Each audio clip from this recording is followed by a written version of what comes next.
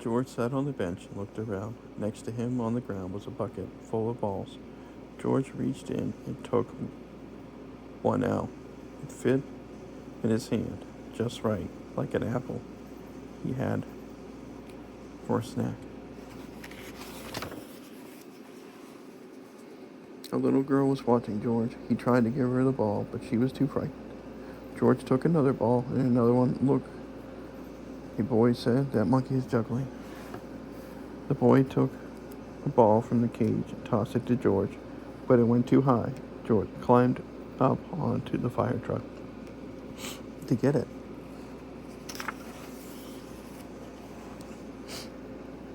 Now, George had 4 balls to juggle. He threw the balls higher and higher. He juggled with his hands, he juggled with his feet.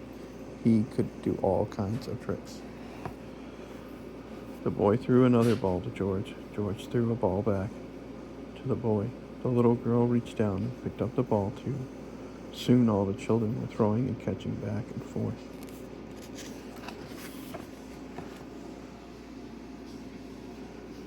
The fire chief came to tell everyone that the fire was out. Just then the little girl laughed and said, "Look, Mom, fire monkey." He called the fire chief. "What are you doing up there?" "What a wonderful idea," the little girl's mother said to the fire chief, "bringing this monkey to help children when they were frightened." The fire chief said, "Well, thank you."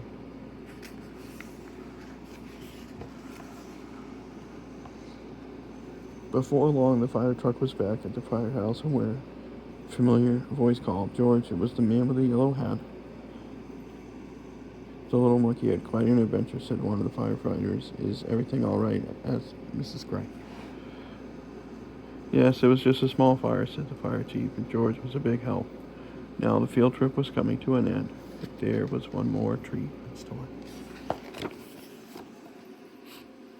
All the children got to take a ride around the neighborhood on the shiny red fire truck, and they each got their very own fire helmet, even George, and it was just right size for the brave little monkey.